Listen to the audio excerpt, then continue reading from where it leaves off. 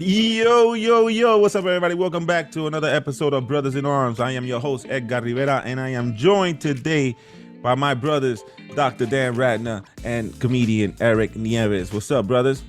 Good to see you, Edgar. Edgar, how you doing, brother? How you doing, Dr. Dan? Doing great. I'm glad to be back. We missed last week. There was some scheduling issues and some things going on that we'll walk the walkabout in 10 years. We're going to let that sit for a little bit. Something on to our look forward 100th, to. on a very special Brothers in Arms. 10 years from now. 10 years from now. How are you, Eric, man? How's everything, man? I'm good, man. Can't complain. School's back in session. As you know, I'm pursuing my master's degree, so school just started again. So it's back on the grind, but can't complain. Kids are back in school. Let me just give a shout out to all the parents who finally got their freedom. Congratulations. We should do a whole episode on that, on how parenting changing during. Oh yeah, You know what's funny, though? we definitely gonna be talking about that soon. That's a good Listen, one. when school starts up again, the main thing is that I need to get up earlier to take my kids to school. So I get some freedom during the day, but that's a whole. I'm not a morning person. Yeah, but how was it being with them all day, every day? Well, I mean, I love having them home, but the problem is all day, every day while you're working from home. Like that's where it can be a mess. Yeah. That's where the suicidal ideations came. Damn. Damn, Eric. Jesus. I'm just playing. Coming from Eric. On that note, I've been great. I've been good, man. I missed last week, man. I was looking forward to last week. It's like our therapy session for me, at least. You know, every day that we get together. I don't want to say the day because I want to let people know when we record this. But every day we get together is something to look forward to, man. So I'm glad that we're back here together again. We decided to just make it about the three of us again. To recap on Dr. Dan's walking the walk from last week. But before we get into that, man, let's talk. Eric, anything you want to ask Dr. Dan? I got no questions for Dr. Dan. No questions. I got no questions for Dr. Dan this week, except how do you keep that beard so perfect? That'd be my question. That's a different type of question. It's flawless. I appreciate the review on the beard. I didn't know it was so flawless, but I'm glad it's coming across that way. The way he touched it too, he said, "I didn't know." No, it's way off. Maybe it is. Maybe it is pretty good. Maybe it is. He's gonna look at himself in the mirror the whole night. He's like, "Oh wow, look at this." He's gonna talk to his wife on his end. Hey, touch this. Eric said it was flawless. Eric said it looked flawless. He never said that. So I think let's get right into it then, man. Let's get into this old news. So Dr. Dan, you want to bring us in? Oh yes, we never miss my chance to introduce the topic. Yes. It's old news, maybe from yesterday. That's yes, right. I love the head tilt. Yeah, because no news is ever really old. It's just of a later date. So today, we're going to focus old news on the term that's been gone around a lot lately. Okay, we're talking about toxic masculinity. Okay, like this term really got hot a couple of years ago at the inception of the Me Too movement, and how male behavior and how it was affecting women and their ability to advance in the world and affecting their rights and as women. And, the behavior being shown by men was defined as toxic masculinity. And there almost seemed to be a time where it was almost like men were ashamed to be men, because in the middle of the Me Too movement, you didn't want to even admit you were a man, because at that point it was just bad to be a man. But I wanted to bring this up because I find it interesting that the origin of the term toxic masculinity didn't happen after the Me Too movement a couple of years ago. It's actually part of a men's movement that started in the early 80s in reaction to the women's movement of the 70s. It was actually a movement called the mythopoetic men's movement, started by a guy named Stephen Bliss. And he came up with the term toxic masculinity because he wanted men to identify what behaviors they had and the emotions that they were like holding in, how they were affecting them negatively as men. So the whole point of toxic masculinity, or the origin of it, is that it was about men trying to understand what's toxic about what they're doing to themselves, and not the effect that they have on society and women in general. And the reason why it happened after the women's movement in the 70s is that women started going to work.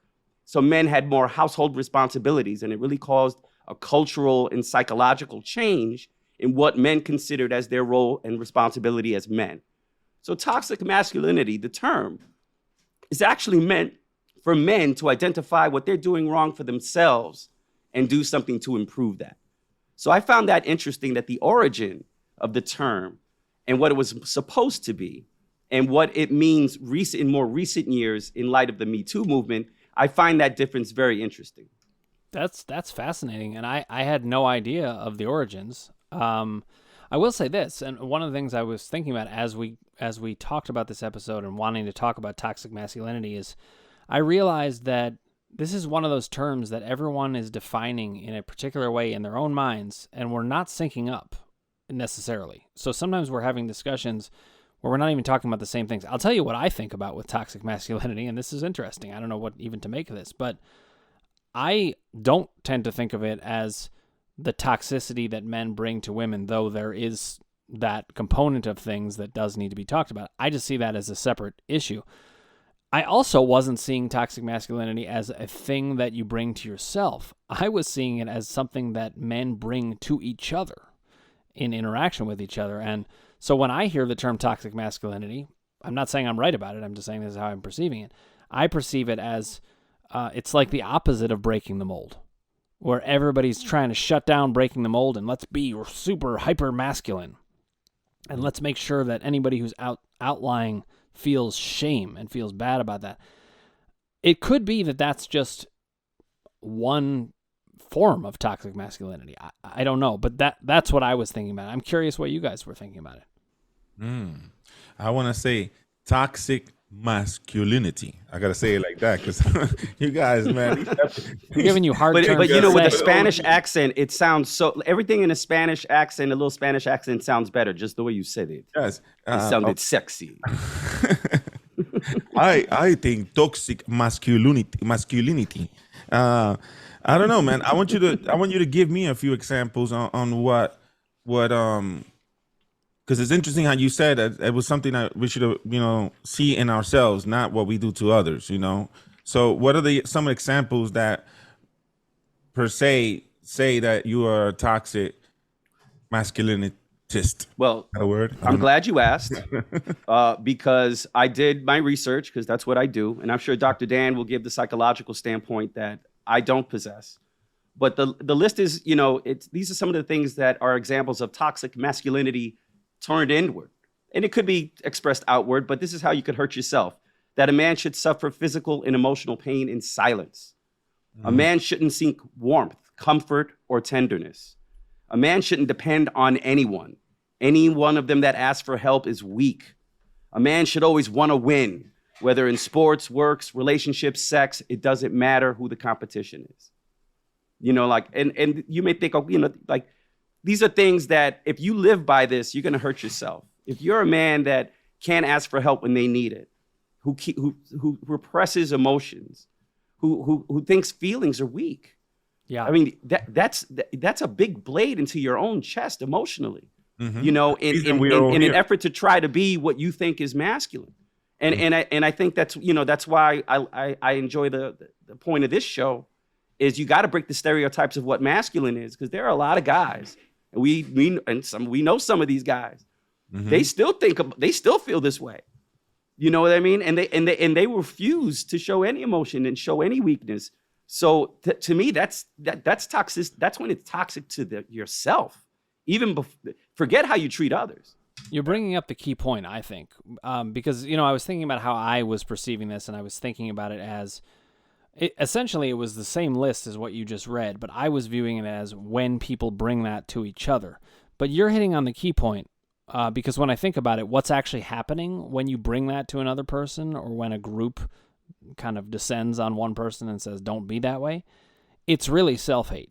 It's just what you're saying, Eric. We're, and like Edgar said, part of the point of this show is and breaking the mold, which we'll be doing next, is all about that, is giving men permission to not force themselves into those rules, which are not good for us. They're not good for anybody, but they're not good for us.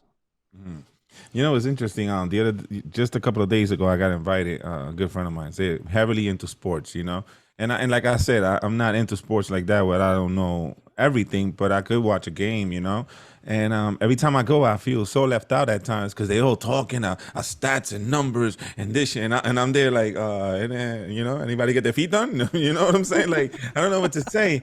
But I was there a couple of days ago, and I'm looking at everybody. We're having fun, you know, and I'm seeing men being men, you know, hanging in that environment where we at a bar, and they have all the games on. Everybody's like talking about it, and then I'm thinking, I say, what's wondering, what's how this person, what's this person really going through in life? You know what I'm saying? Like we always show that masculinity when we're around each other as men, but we don't really know what the hell is going on inside because we don't know how to express it. And it's interesting how you said it's inward. In how you said it? It's what was it, Eric?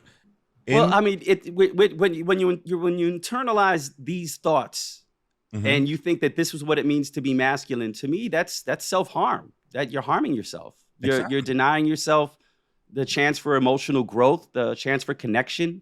I mean, those are the things that humans need. You know, they don't need to win at all costs. They don't need to suppress emotions. We're wired to be emotional. All right. We're wired to feel things. If we were not meant to feel things, we would not feel them. We are designed to have emotions and react to them. And the more you suppress that in an effort to reach what you think is masculine, the more harm you do to yourself and the more you stunt your own growth. And that won't allow you to form any relationships with anyone around you because nothing's real. Everything's in this cage. And how do you show that harm? I'm sorry? Or how will you show that harm towards your significant other or towards anyone else around you when you're doing that, Dr. Dan? What do you think about that? It's a great question. The very first place I go with it, and look, this is partly something you'll relate to, Edgar, from our discussions about mind-body stuff, and Eric, I think you'll get it from having talked to us about it as well. Think about the term toxic. What it means is, I mean, the word toxic means it is dangerous to your body. And essentially, that is what happens with these thought processes. They are so toxic that we're awash in these stress chemicals. We have cortisol, and we've got adrenaline, and all kinds of things that are meant to be there when you're being chased by a lion. They're not meant to be there when you're hanging out with friends. Mm-hmm. But so many people hang out with friends, and they have a limited arrangement of how they can connect because of what Eric's saying, where, you know, there are certain values and they have to stick to certain things. And that becomes toxic precisely because of what Eric's saying, that we end up, without realizing it, enacting some kind of self-hate and taking away things that are totally natural. Like, I think about this show. So we missed last week.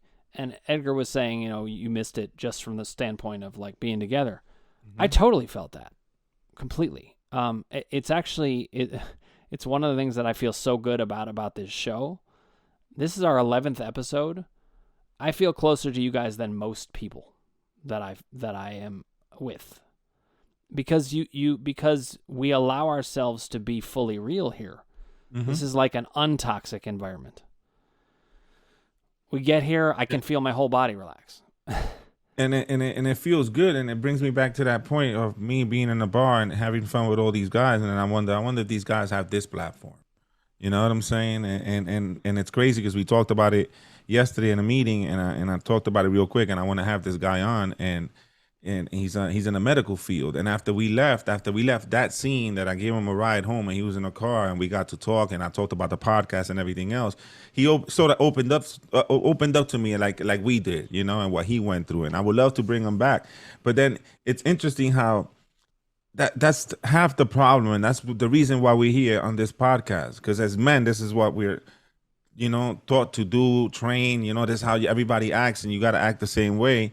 And it's okay to connect. It's okay to let out. It's okay to talk about it. You don't have to be tough all the time. How draining is that shit? You know what I'm saying? I think about it now. Back in the days, maybe I was that same person, but now that I'm more open to talking, I'm more open to bringing awareness to what we're doing. That's how I promote the show. I promote the show just to bring awareness to men. And eventually, not everyone gets it. Some of them are still too macho enough to admit that, oh, you know. But you know, eventually, you know, someone will look at it and be like, oh, this is kind of cool and interesting, you know. So it's the reason we're here. I'm sorry. I just want to say, I think sometimes I don't think the guys understand. There's a difference between acknowledging it and showing it. Just because you're feeling something, you don't have to show all the time what you're feeling. Mm-hmm. Right. But just when you have the opportunity to express feelings and share feelings with someone, then you do it. You know, but sometimes I think, like, listen, I grew up in the Bronx, in the South Bronx in the 80s. You couldn't walk around looking sensitive very long. Something was going to happen to you. Okay. Mm-hmm. So, you know, sometimes you had to have the image in order to, and there are probably men that still are in that environment, that they're living in a world that they can't show it on their shoulder like we can, you know, because we have each other and we have this platform. So, but that's not what I think we're trying to get guys to do. What we want to get guys to do because we don't have a shortage of people to talk to as guys. Mm-hmm. We just have a shortage of what we talk about with the guys. Exactly. And so we always got guys to talk with, you know. You just pick one that you know that you can trust with your secrets. You know what I mean? And that could be the starting point of just having a healthy dialogue about something you can't talk about with anybody else. Mm-hmm. Yeah, it's really interesting too, and I wonder what this. Women have a different setup in their relationships, and I can't even really speak to it necessarily. But I will say that it seems to me that they have an easier time, partly because they don't have this toxic masculinity. I guess there could be a toxic femininity of some kind that we could. There actually I'm sure is. there is. But I'll let you finish your thought on that first. Because I can't even pronounce that one. Go ahead. I said it for you, Edgar. I was like, oh no, I'll say this for you. But you know, I think that there's a natural barrier that is sometimes there. And that's where I think of toxic masculinity, whether it comes from inside first or comes from the outside group. It's there as a barrier. And it's part of the reason I love Breaking the Mold, is that we talk about these things and we say, you know, I like this and I'm going to put it out there, and you can bring that, you know, quote unquote toxic masculinity and try to like smooth that out of me. But that's another thing we don't want. I totally agree with Eric that you don't have to wear your heart on your sleeves and show it all the time, but acknowledging things opens doors. When we say, you know, we have this experience, then the other person feels like, well, now I can share an experience of my own, a real one. And eventually open up their minds and let everybody know, maybe, you know, not all the time, yeah, but once in a while I could start trusting someone with a little bit, you know what I'm saying? And hopefully it makes you feel better, man. It definitely makes you feel better. But now I find it interesting, Eric, how you said what the word meant back then and how it changed after the Me Too movement, right? But before we get into that, let's go into the toxic femininity. Exactly. There you go. So, toxic femininity. All right. I will not say it as sexy as Edgar, but I can't even say this. I read this. This is in a 2019 article in Psychology Today. So the definition, as written in the article, women expressing stereotypically feminine traits such as passivity, empathy, sensuality, patience, tenderness, and receptivity, which results in ignoring their own mental or physical needs to sustain those around them, mostly men. Okay, now that's interesting, because by that definition, there is a toxicity that's being taken out on the self again. Yes. I have to be this particular way, and it ends up being bad for the self. I will say this, though. Everything that's toxic for the self can be manifested in a group. So imagine a woman hanging out, and that's the ideal. And maybe they're like a punk rocker or something, and they don't live that way. That's feeling as out of it as Edgar might feel talking about sports. And there are plenty of women who will understand that, but it's not being talked about because the ideal is, no, you're not supposed to be that way. And so I think the whole idea of toxicity, whether masculine or feminine or any other kind, is let's move past thinking about things in these rigid ways, which can be truly toxic for us, physically, emotionally, mentally, spiritually. And let's open the doors to, we get to be how we are without these defined roles. Yeah, because if you look at the way the difference in the toxicity is expressed, the women seem to express it in being more submissive and deferring to men, and men express it as just being more dominant and wanting to take over, which are the so-called stereotypical traits based on gender. And I think that, I think that those are the types of things that we need to break on both sides. Men can be sensual and submissive if it's required, and women can be aggressive and strong when it's required. So I just think it's just more about being yourself, instead of adhering to what you think you should be acting or should be living your life just based on your gender. I totally agree. I also just want to put in a plug. Like, if you're in a group and you see somebody's self kind of shoved into a corner, it would be a great thing, I think, to go get them and say, hey, I heard you. That's totally cool. Ignore that. Ignore that crap. Somebody like Edgar hanging out with a bunch of people talking about sports. We all notice things. It's not like no one there would notice. Okay, Edgar's not participating. Somebody might say to him, "Are you not a sports fan?" I know some people aren't. That's building a bridge. That's opening a door to be able to talk about things. Mm-hmm. Edgar, did you notice anyone else at the bar that wasn't into the games as much as you, or were you the only one? No, I'm just asking because like girls. No, because you could when you go to a club and you see all the women dancing except for the one sitting at the table with the purses. That's usually the one that is not into it, but she's there with her girlfriend, so she's watching the purses. But let me say this. I mean, don't take me wrong. I do look around a lot, and I see how everybody sort of is different when they're watching a game, So I did notice a couple of people who weren't paying attention. There was another guy in the table that wasn't a big sports fan. Like, I could watch a game, you know what I'm saying? I could watch a game and I'll celebrate, but I'm not gonna go crazy when a touchdown happens because I'm not into it like that. But I did notice a few people who were just there just for the hangout. And don't take me wrong, the conversations are good. It was a great time. It was a great time amongst men, We joked around, we snapped on each other, we laughed, but then after this whole podcast came into my life and me getting together with you guys every week, now I wanna know how men are really doing out there. You know what I'm saying? So like, if we could do this scenario and hang out and watch sports and be men, why can't we do another thing where we could just hang out and just be like, get to know each other a little bit better? How you doing? How you been, bro? You know what I'm saying? And it's the difference is, in which I learned that night, was that I hung out with them and then giving one of them a ride home and changing the whole scenario and just being in the car. We had a deep ass conversation about his job and what he went through the pandemic. And I was like, yo, it's interesting, how you flip the scenario, So maybe the place to talk to your boy is not a bar. Maybe if you want to find out how your boy's doing, you don't want to take him to the bar. You don't want to take him to a strip club. It's like taking him to a strip club. It's a lot of things to look at. But you could probably go to like a Starbucks or do something like, you know what I'm saying? It's just talking, man, Wait, what kind of friend do you have that would take you to a strip club to talk? I think that's the best. That would be the worst. Friend. No, that's the worst friend because you're not going to talk about nothing. You're going to eat wings with bacteria and stare at boobies. But that's exactly my point. That when you want to express yourself to someone, right? For the viewers and listeners, if you want to express yourself to someone, always pick pick the place where it's suitable for it. You know what I'm saying? Well, you called it in the car, driving. Driving. That's a good one. Let me make a little counterpoint here. You can also always, and this fits with the stuff we did, Edgar, on the power column, you can always decide, I don't care what the venue is. I don't care what the situation is. I'm allowed to be me. I'm going to go ahead and do it right here.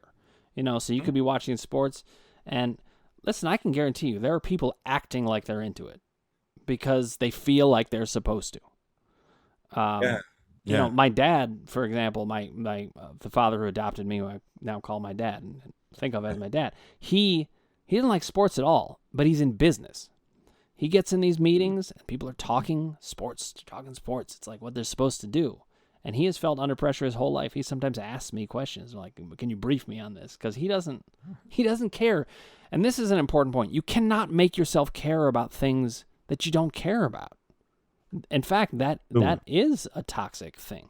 Mm-hmm. You're then stuck in a situation. So I would say, no matter what the situation is, just make it work for you. Exactly. Be you. Exactly, man.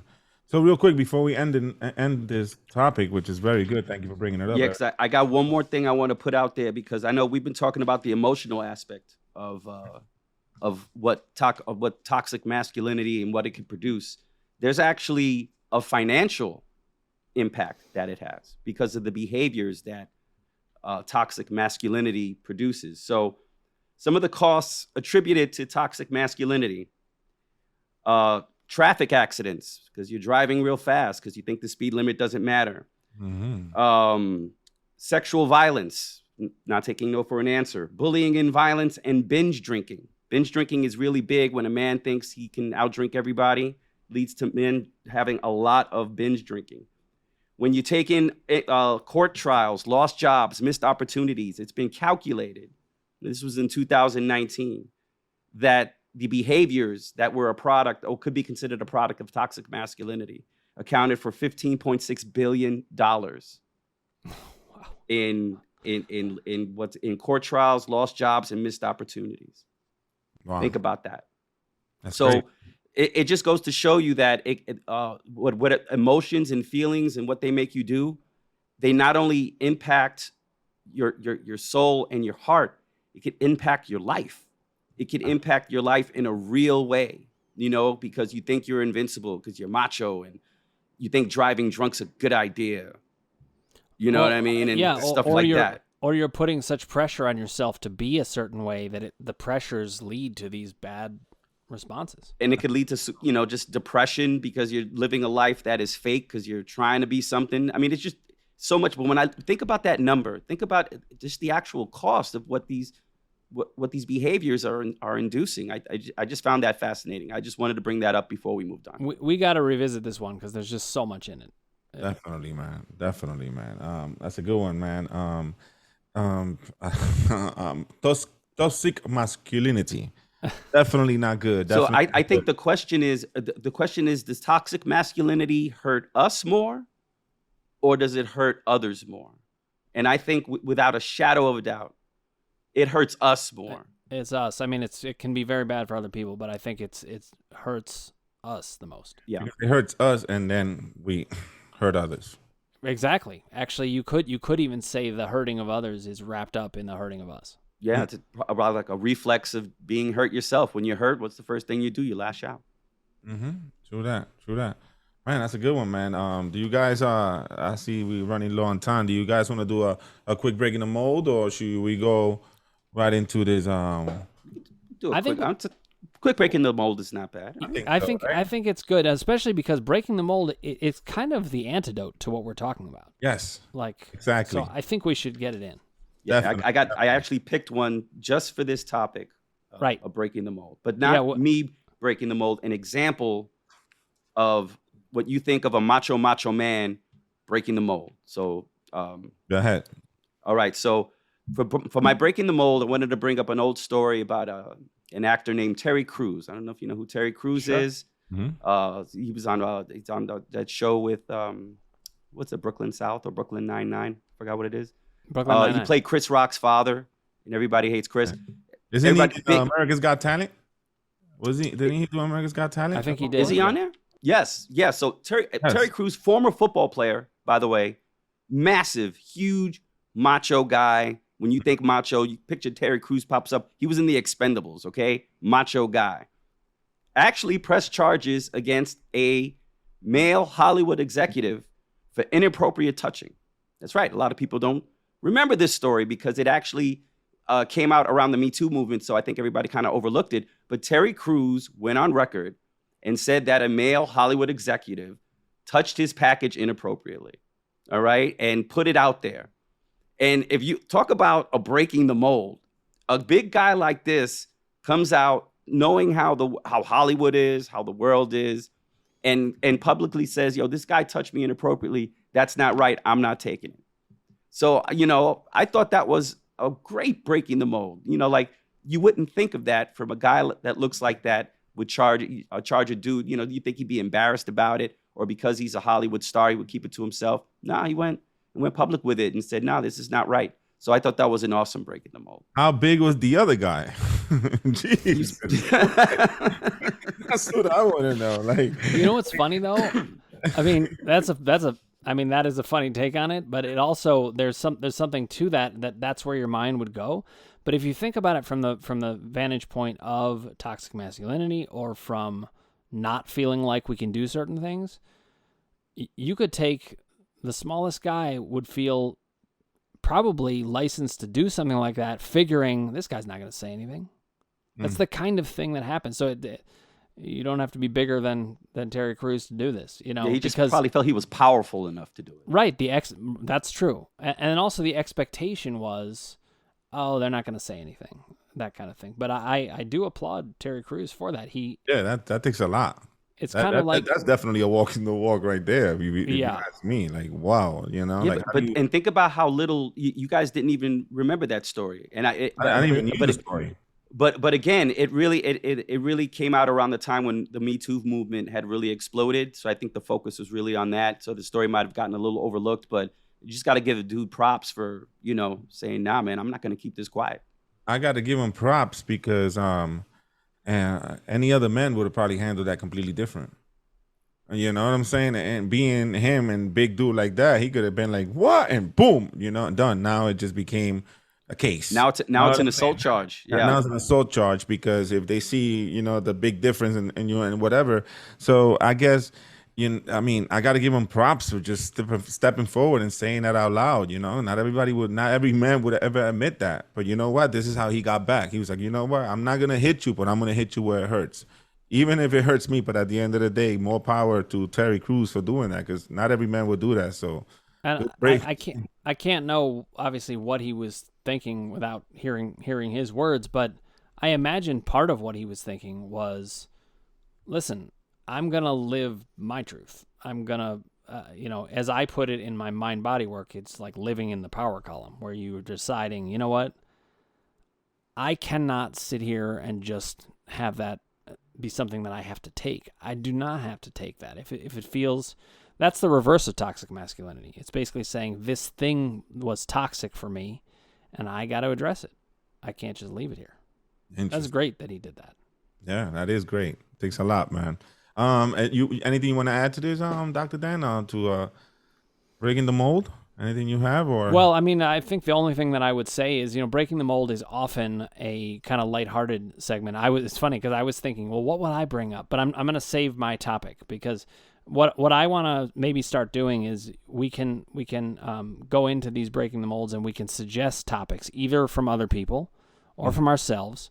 And then we can pick the one that we like, the most for that one, or we can save it for the next time. But I just think it's great to keep highlighting the heart of breaking the mold, which is really about the difference in us men, and being honest with who you are and just not worried about it.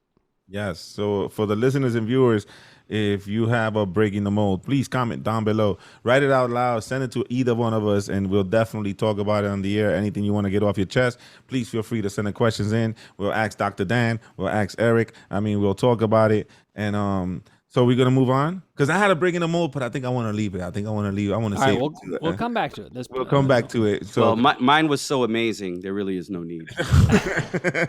Actually, not only amazing, but it was like, it was true. I never knew that. I had never heard that story, and I've seen him. That's why I was like, go, Terry. You know what I mean? Yeah, he's man enough. Obviously, he's secure in his manhood. Man played football. He's like, no one's going to think, he said to himself, I don't care if people think less of me, because if they do, they're stupid.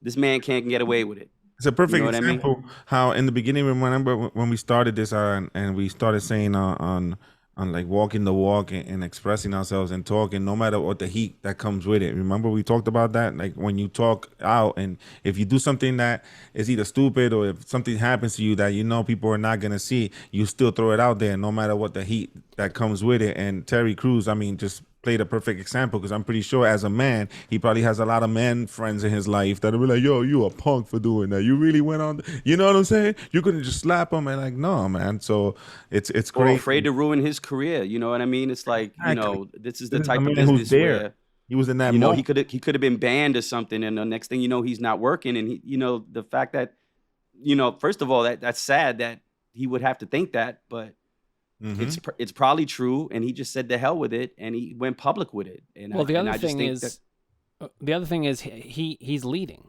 You know, there are going to be other people who are going to look and be like, Terry Crews did this, so I can do it. You know, that's he's leading by example by just living his truth. So I think it's great. Nice, man. So that's cool, man. Thank you for that, Eric. That was dope. That was a different breaking the mold. We did not mention pedicure or manicure through the whole thing, so I'm very until you just did, Edgar. Until you just did, right? Edgar can't go 1 week without saying mani pedi on this show. Listen, man. But let's move it right along, man. Let's go into our famous Walking the Walk. And for those of you listening or viewing for the first time, Walking the Walk is a segment where we get on here and we basically talk about something that's bothering us now, has bothered us in the past, something that we want to get off our chest and sort of break the mold, you know, and let it out. I said we talk about Dr. Dan's Walking the Walk from last show. And definitely catch up on our Walking the Walks, Eric, see how we're doing, see how we're all feeling about this, you know. So basically I wanted to take this episode to dedicate it to us and see how the Walking the Walks that we've done in the previous episodes have helped us, what has it done to us, how has it changed us, and basically, you know, help each other out and you know, try to listen to each other. So I think we'll start with Dr. Dan because he did the last Walking the Walk. So how you feeling, Dr. Dan? I feel really good about it for multiple reasons, some of which might be surprising to you. But here's what I'm thinking, and I know when we talked about this behind the scenes, we were thinking it would be really good to talk about how these Walking the Walks are affecting us, like you said. And I was really struck by how much more comfortable I was getting into the fullness of the pain of it all. You know, and this also fits with what Eric was saying before. You don't have to wear your heart on your sleeve, but you do have to acknowledge it. Well, I feel like in my first two Walking the Walks, I was really acknowledging things. I was speaking totally freely. I was speaking honestly. But this time, and it's partly because I saw you guys and how you let yourself be there in the space. And I was like, I really want to let the pain kind of sit there. Just leave it out there in more raw form. And I want to give you two both credit for some of that, because this is the kind of thing that happens when I work with people. They get comfortable with me. They know they can trust me, and then they start to open up. That's what you guys have done for me here. But it's really even more significant than that, because I will say, even when people try to give the space to open up, it's not always successful. It doesn't always feel totally, supportive and free. But when I'm with people who I know really are in my corner, and they're, they'll get mad on my behalf if somebody mistreated me, then I feel safe. And I just noticed the evolution. And it made me wonder how you guys have been evolving in this as you've been listening, as we've been listening to each other, as we had, a couple guests on and kind of experienced this together. I don't know, how has it evolved for you guys? You wanna go first, Eric, or go ahead, take a stab. You always want me to go first, you sexy beast. Well, I wanted to mention because that has this whole process has evolved, because Dr. Dan talked about how he felt closer to us than he did to a lot of people, over an 11 episode and however long time span. And what the show has reminded me is that real friendships, real relationships are not forged. Time doesn't forge strong relationships. Shared experiences and shared times, going through things together, is what really forges relationships. It's like how your best friend your whole life could be someone you just spent 2 months in summer camp. But it was the most just an intensity to the joy and what you got out of it that really highlights it as how important that person is. Mm-hmm. And I kind of feel that way about this panel, because, even though it hasn't been the longest time, the things we've talked about, the things we've admitted, the things we've shared, the feelings we've shown are more than we've probably shown to friends in our life over decades.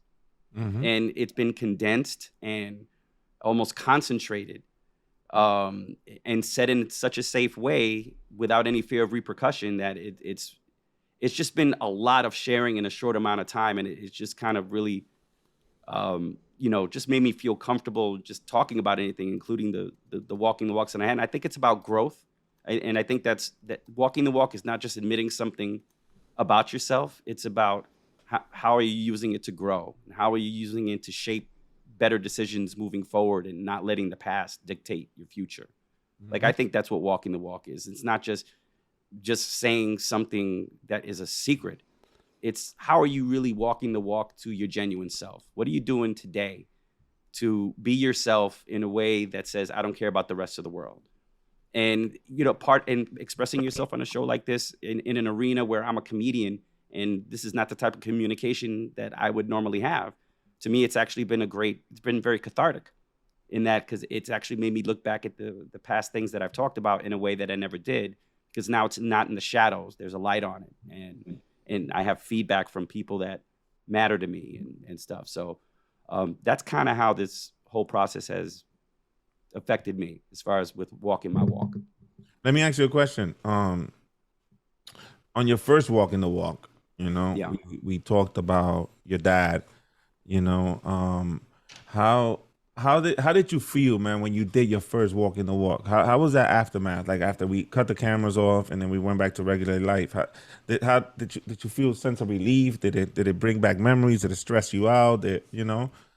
Well, at first I thought I would regret it, because it was public, and I wasn't, I understood the concept of sharing for walking the walk, but there's a difference between knowing the concept and then going through it. So I just, I worried initially that I was going to be viewed differently because of what I, let out there. And then I thought about it. My second thought was, well, that's ridiculous, because that's not going to have an impact on me at all. You know what I mean? If anyone's going to feel negative about it or judge me for it, then they're not someone I want to be around anyway. You know what I mean? I think I have enough people in my life, in my circle, that are important, that care, which is why I was able to even get more intimate in my second walk in the walk, and even talk about something that was even more personal, because I felt more comfortable about it, because it is my past. Whether it's negative or positive, it's mine. And it shaped the road where I am today. So I can't want to change it, because then I don't know if I would be here right now. You know what I mean? You pull out a thread, the whole tapestry could fall apart. You know what I mean? So, you know what really helped me? I just wanted to note this, because maybe it will help you guys, or maybe it's something that you've already kind of done. But I was thinking about, in the last show, at the beginning, even before I did the walking the walk, I noted that I was nervous about it. That I was like, which isn't, I'm not saying that's the thing to do necessarily, but I did like that I just basically, I opened it up to say, hey guys, the reason I'm nervous about this is I don't know if you'll see the significance of this. Like, I went to the heart of the matter.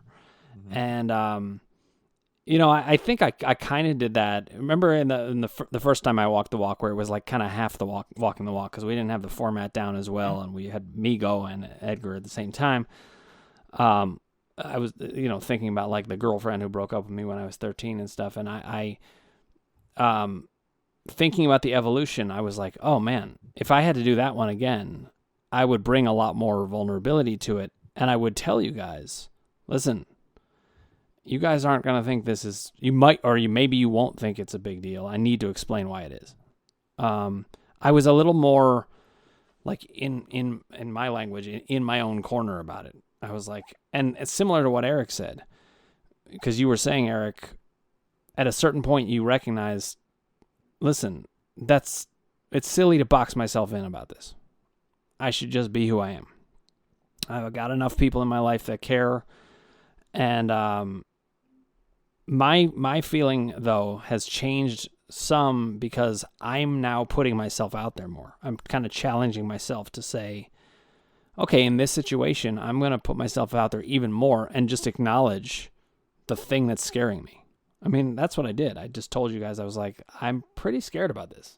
Like, I don't, it's a very vulnerable position to tell somebody something that means a lot to you and run the risk that they won't get it. And you guys heard me on that. And as soon as I saw you hear me, I was like, okay, I can do this. Interesting. because I was gonna ask you the same question because I find it what this show has done to me was, and I told you guys, I've never seen a therapist. I've never gone to a therapist. I grew up in a Latino family, that if you saw a therapist, you were crazy, you were cuckoo, you needed help, you good, you don't need that, and it's that stereotype, and it's sad. But I've never seen a therapist as much as I know that I would have appreciated early in my childhood. Now, knowing what I know now, I wish I would have saw one. I wish, that would have happened.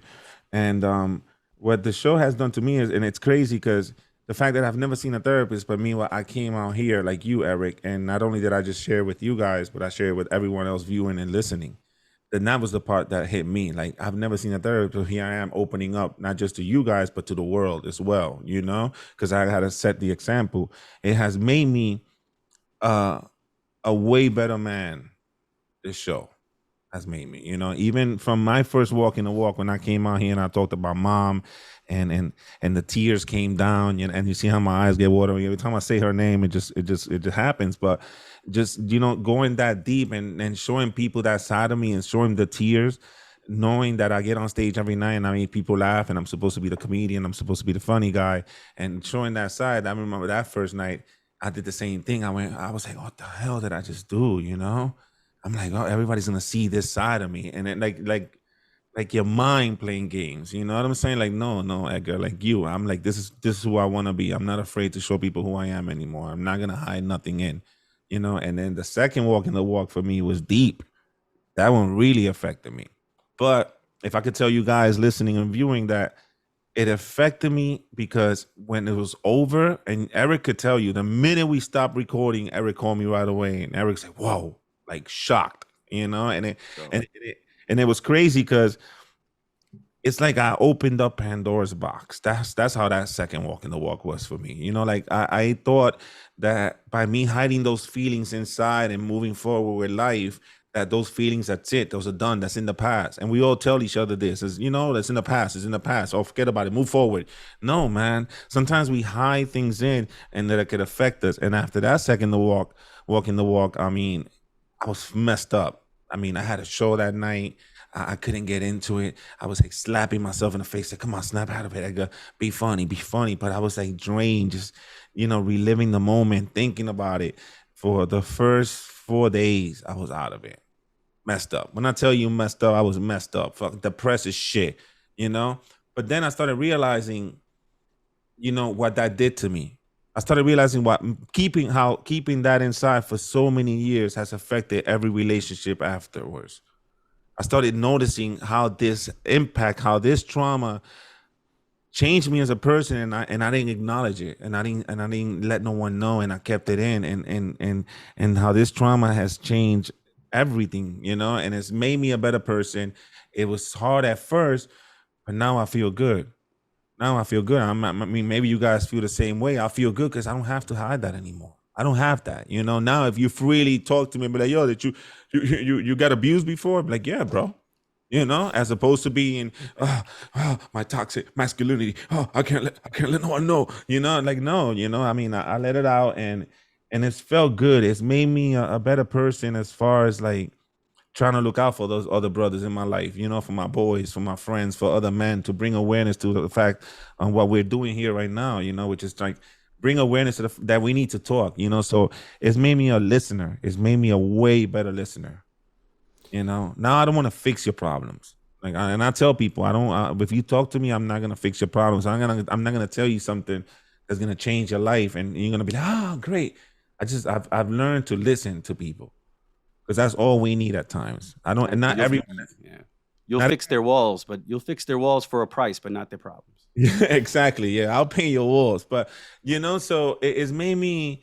It's made me better. These past, 11 episodes that we're on now, it's made me a better person. I want to bring more awareness to this. I want more people to share this video, share it with your significant other. If you feel like your man, like I've met guys who've seen the podcast and come up to me, and now they feel like they could tell me things, which is another thing. I don't know if that's happened to you, Eric, but now I've seen the people who know me and seen the show they'll come up to me and now they'll feel like they share stuff with me, and I'm starting to realize that I'm like, oh, now I'm Dr. Ed, now I'm giving Dr. Dan competition here, you know.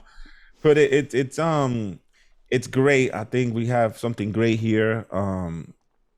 You're walking the walk last week, Dr. Dan. Really, I mean, on the last episode, really, really opened my eyes to us to how you can't pick. You know, not everyone is your person.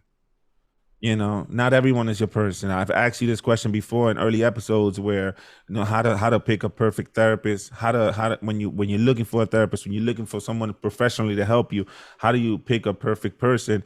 And you're walking the walk actually opened my eyes to the fact that not everyone is gonna be our person. So you talk to someone. It's always good to have a handful, a circle. I have a circle, just like Eric has a circle. I'm pretty sure you have a circle, and you guys are part of my circle now.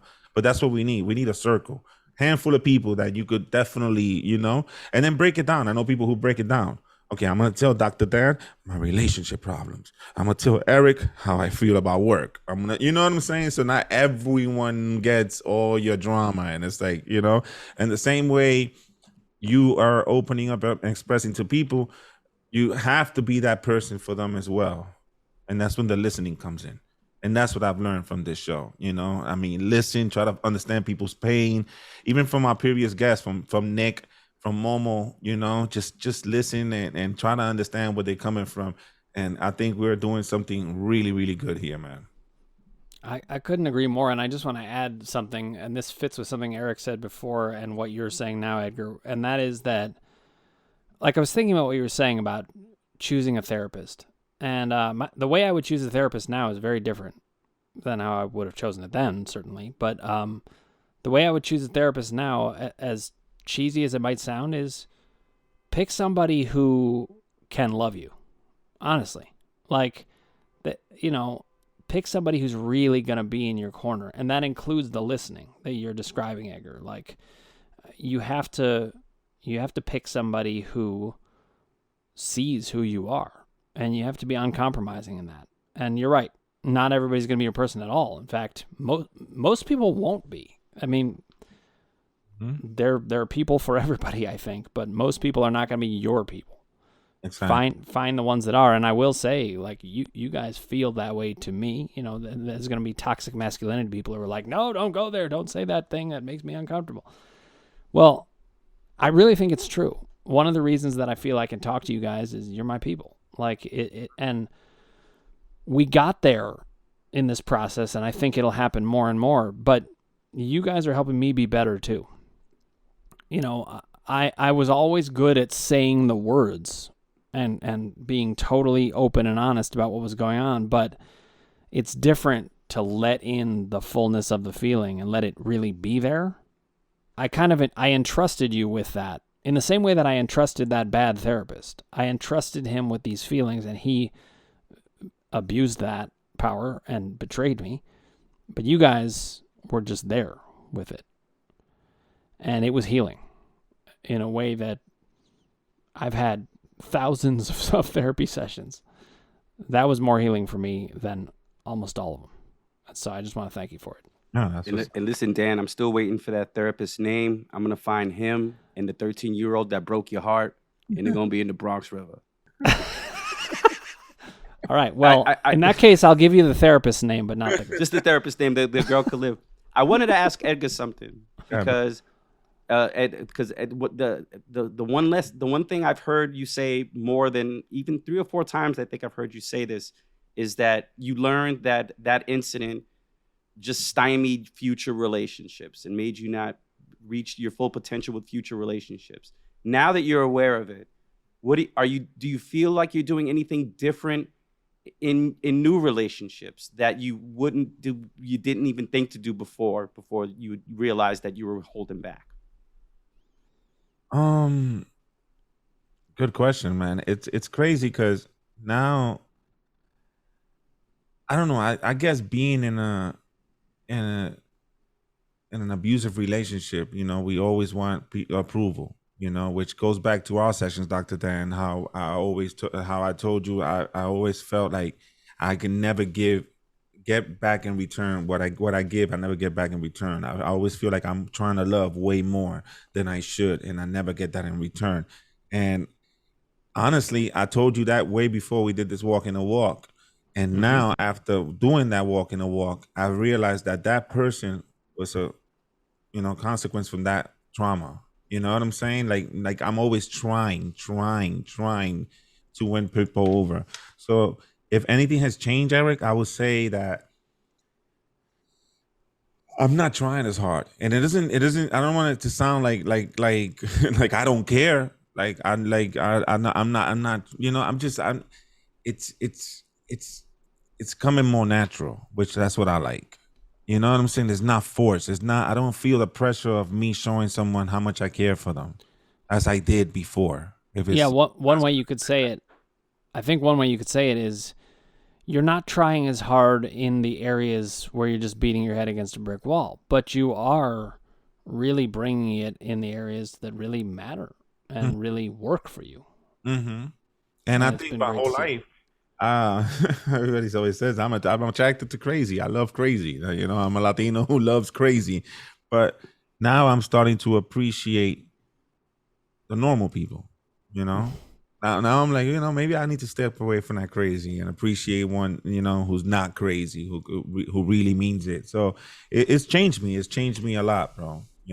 And going back, Dr. Dan, real quick to the whole therapist thing, and I just want you to, it's a question basically, because I feel like I've never done therapy, right? I mean, you're my therapist, Dr. Dan. You stuck with this shit forever, man. I'm gonna call you for the rest of my life, whether you like it or not. But I love it. But don't call collect, man. Pay. Would you say picking a right therapist would be the person that maybe not at first, but it would be someone that you could not have to hide anything from? Yeah, I mean, look, when you first walk into a therapist's office, you're not going to find somebody who loves you right then. Exactly, that would be weird. But what you can find is somebody who you can see has the capability to love you. And what I mean by that is they're really listening to you. They're not pushing aside your view of you. Mm-hmm. And they're, they don't even have to be warm. I think warm is nice, but I think as long as they are real with you and allow you to be real. Nice. The minute you start to feel shut down, then there's a problem. And actually, I was thinking, Eric, I want to make sure we get in a little bit of time to talk about how this has changed you. I know you talked about it some, but I wanted to make sure we left room for that. Partly as a segue to what you were saying, Edgar. Like, I always want to make sure that you guys both feel that I'm here for you, and I feel that you're here for me. And I think that's part of the greatness of this show. So, Eric, just wanted to invite that if there's anything that you wanted to add about how it's changed you. I think it's going to continue to change me is what I honestly think. I think that I don't think I'll ever be as reluctant to be honest in any situation than I am now, only because if I can talk about these things in this venue, then it puts a sense of fearlessness into you, that you could say anything anywhere. It doesn't matter. Mm-hmm. So I think that I wasn't expecting that when we started. I really thought this was just going to be, I don't want to say a comedy show. I knew it was going to be about talking men's issues, but I didn't think it would have the impact it would have. I thought I would be able to be a casual observer. And when it comes to these kind of topics and really being honest, you can't sit on the sidelines. You got to get down and dirty. And that's what I feel like. I wasn't expecting it, but I'm appreciative of the whole process because I feel like I got a venue to not only share the message that we're trying to get out there, but I learned something new every week that we talk. Every show that we do together, I feel like I learned something, if not about myself, about how to look at others and how to consider others. So, sometimes it happens in ways like this where you weren't expecting it in a certain way, even if we could potentially see it coming. And then other times you're walking into a therapist's office and that's exactly what you're looking for. Well, I think wouldn't empathy, right? If there's no sense of empathy, Yes. I would say that's a reason to walk out the door. Yeah, well, listen, you know what's interesting? That therapist would sometimes say to me, I don't know why you can't feel my empathy. And I'd be like, because it isn't there. I mean, listen, it's not a mystery. But I got all confused about it because, that's the thing about a therapist that's different than in this situation is that there is a power differential of sorts where the person coming through the door needs that love. And it's therapist's responsibility to really try to find a way to love that person as much as possible. Mm-hmm. This is the way I feel, Dr. Dan, and correct me if I'm wrong. I feel like if you are seeing a therapist and you're holding back and you're hesitant about saying something, then that's not your person, right? Yep. Why would you be paying someone if you're afraid to tell them how you really feel? And that's what I love about this platform. That could be for another reason too, Edgar. Sometimes people aren't ready to be in therapy, and they will say what they think a therapist wants to hear. Mm-hmm. Because they don't even want to admit their weaknesses. So sometimes it's not the therapist. It could be who you are and where you are on your journey, and if you're willing to be honest. Because when I first started therapy, I painted a great picture. If you listen to the stories I was telling in therapy, you would say, "The fuck you doing in therapy?" Because I was lying. Okay, I was not ready to be honest. I was completely painting myself as everything was great and ignoring every reason why I went there in the first place. And that my first time was useless. And, I was really good at it. So my therapist probably didn't even know that I wasn't telling the truth. And I was just kind of saying what she wanted to hear. And I felt like I was paying a penance instead of going there for knowledge. Mm. You know what I mean? I felt an obligation or responsibility to go because of outside forces instead of saying, I really need to go. So, and when you really decide to go, that's when you flow. And then you can find out if the person across from you ain't good. But first, you got to be ready to talk first. That's a great point. And I'll just add one more one more log to the fire, which is sometimes you can be ready and that therapist can be a potentially good match. But sometimes you have to manage certain moments in therapy that feel really gnarly. They're really hard to get through. And I think it is worth it to try to trust the other person. And that's what I did with that, bad therapist. I tried to trust him. I'm not sorry I tried to trust him. I'm sorry that he wasn't trustworthy, but it's good to try to trust because that's how you do find your people. And I think that's part of what we're doing here. Exactly. And that's what I like about this. I tell people, man, I think for us men, half the problem with why we don't express ourselves because we're afraid to how people are going to judge us, how people are going to see us. And there's a problem with that. I think we're all like that. Men, women, we're always going to be afraid to express something and how people are going to see us from that point. This platform has allowed me to open up, and be myself. I don't care what and eventually, and this is what I love about this show is that I'm constantly thinking now what's bothering me. I'm constantly thinking about, okay, if I get another chance to walk the walk, what do I want to talk about? Because now I'm looking forward to letting out because I know how good it feels. I know how good it feels to let something out. So that's what the show is doing to me. So, you guys are awesome. Thank you both for being here. I know you got to run, Dr. Dan, and thank you, bro. Thank you for everyone listening, man. For watching, for the true fans listening and watching, man, thank you for your comments. Thank you for the feedback. Please feel free to share this video with anyone. If you got any questions, any breaking the molds that you feel like you want to share with us, so we could definitely talk about it on air. You can send in walk in the walks too, folks. Yeah. If you have a walk in the walk story you want to share with us, feel free to leave that in the comments as well.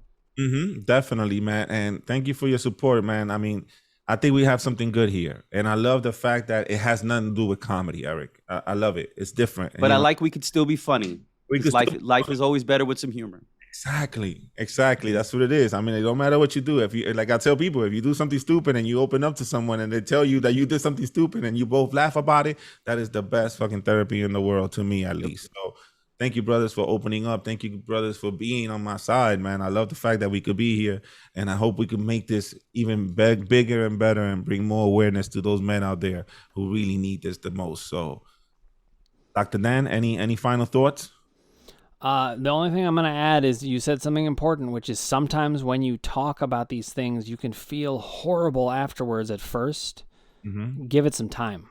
because you see the benefit out of it, and it detoxifies things. Speaking of toxic things, it's such a great thing to have for us all, and I'm glad it's helping a lot of people. Yes, thank you. So, Eric? yeah. Sorry, Eric, you? Anything? No. Let Dr. Dan Take us out. Dr. Dan. I'll take us out. All right. If you haven't already, click subscribe, ring the bell for notifications, hit like if you like what you're hearing, and put your comments below, and we'll get back to you personally. Brothers in arms. Brothers in arms.